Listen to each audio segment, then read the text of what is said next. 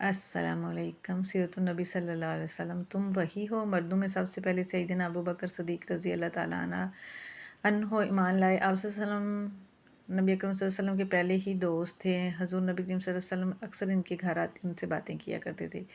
एक दिन हज़रत हकीम बिन हज़ाम रज़ी अल्लाह ताला अन्हु के पास बैठे थे कि इनकी एक बांदी वहाँ आई और कहने लगी, आज आपकी फूफो खतीजा ने ये दावा किया है कि इनके शौहर अल्लाह ताला की तरफ से भेजे हुए पैगम्बर है, जैसा कि मूसा अलैहिस्सलाम थे। हज़रत अबू बकर सदीक़ रज़ी अल्लाह ताला अन्हु ने जो ही हज़रत हकीम रज़ी अल्लाह ताला अन्हु की बांदी की ये बात सुनी, चुपके से वहाँ से उठी और नबी सल्लल्लाहु अलैहि वसल्लम के पास आ गए और आप सल्लल्लाहु अलैहि वसल्लम से इस बारे में पूछा। इस पर आप सल्लल्लाहु अलैहि वसल्लम ने हज़रत अबू बकर सदीक़ रज़ी अल्लाह ताला अन्हु को वही आने का पूरा वाक़या सुनाया और बताया कि आपको तबलीग का हुक्म दिया गया है। ये सुनते ही हज़रत अबू बकर सदीक़ रज़ी अल्लाह ताला ने अर्ज़ किया, मेरे माँ बाप आप सल्लल्लाहु अलैहि वसल्लम पर कुर्बान, आप सल्लल्लाहु अलैहि वसल्लम बिल्कुल सच कहते हैं।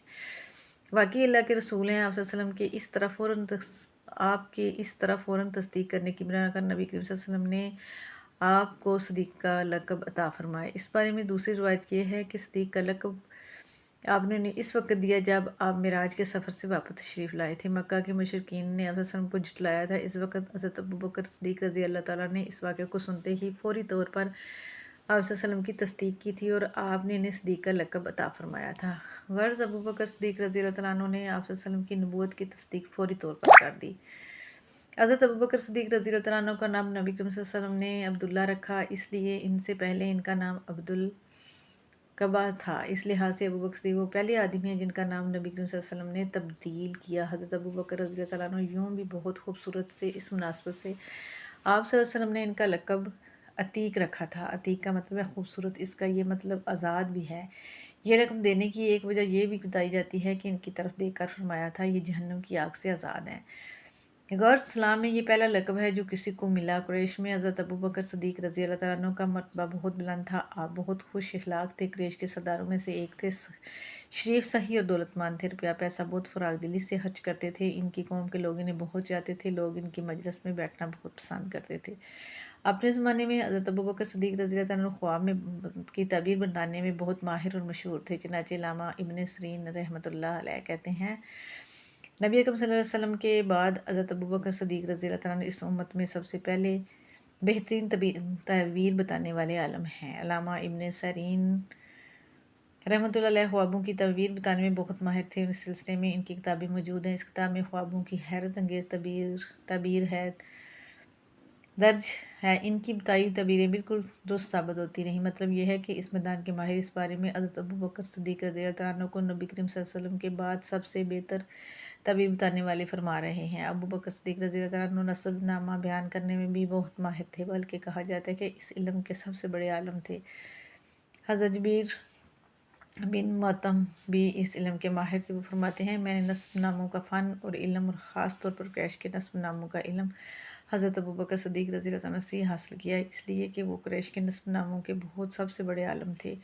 कुरैश के लोगों को मुश्किल पेश आती तो हज़रत अबू बकर सदीक़ रज़ी अल्लाह ताला से रब्ता करते थे। हज़रत अबू बकर सदीक़ रज़ी अल्लाह ताला के बारे में नबी करीम सल्लल्लाहु अलैहि वसल्लम फरमाया करते थे, मैंने जिसे भी इस्लाम की दावत दी, इसने कुछ ना कुछ सोच विचार और किस कदर वक्फ़े के बाद इस्लाम को किया, सिवाय अबू बकर के वो बग़ैर हिचकिचाहट के फ़ौरन मुसलमान हो गए। अबू बकर सबसे बेहतर राय देने वाले हैं। मेरे पास जिब्राईल अलैहिस्सलाम आए और उन्होंने कहा, अल्लाह ताला आपको हुक्म देता है कि आप मेरे मामलात में अबू बकर से मशवरा किया करें। नबी करीम सल्लल्लाहु अलैहि वसल्लम के लिए हज़रत अबू बकर सदीक़ रज़ी अल्लाह ताला अन्हु वज़ीर के दर्जे में थे। आप हर मामले में इनसे मशवरा किया करते थे।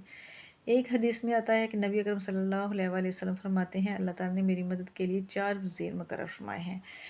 इनमें से 2 आसमान वालों में से हैं, यानी जिब्राईल और मीकाईल अलैहिस्सलाम, और वो 2 ज़मीन वालों में से, एक अबू बकर और दूसरे उमर रज़ी अल्लाह ताला अन्हो। इस्लाम लाने से पहले हज़रत अबू बकर सदीक़ रज़ी अल्लाह ताला अन्हु ने एक ख्वाब देखा था। ख्वाब में आपने देखा कि चाँद मक्का में उतर आया है और इसका एक हिस्सा मक्का के हर घर में दाखिल हो गया और फिर सारे का सारा अबू बकर सदीक़ रज़ी अल्लाह ताला अन्हु रज़ी अल्लाह ताला वालों की गोद में आ गया है। आपने ये ख्वाब एक साई आलम को सुनाया। इसने इस ख्वाब की ये ताबीर बयान की, तुम अपने पैगम्बर की पैरवी करोगे जिसका दुनिया इंतज़ार कर रही है और जिसके ज़हूर का वक्त करीब आ गया, और ये कि पैरोकारों में से सबसे ज़्यादा खुशकिस्मत इंसान हो गए। एक रवायत के मुताबिक आलम ने कहा था, अगर तुम अपना ख्वाब बयान करने में सच्चे हो तो बहुत जल्द तुम्हारे गांव में से एक नबी ज़ाहिर होंगे। تم اس نبی کی زندگی میں اس کے وزیر بنو گے اور ان کی وفات کے بعد ان کے خلیفہ ہوں گے۔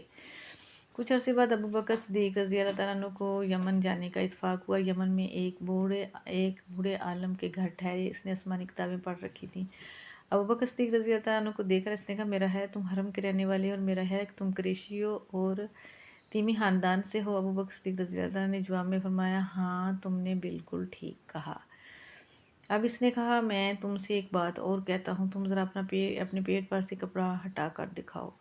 حضرت ابو بکر صدیق رضی اللہ تعالیٰ اس کی بات سن کر حیران ہوئے اور بولے، ایسا میں اس وقت تک نہیں کروں گا جب تک تم اس کی وجہ نہیں بتاؤ گے۔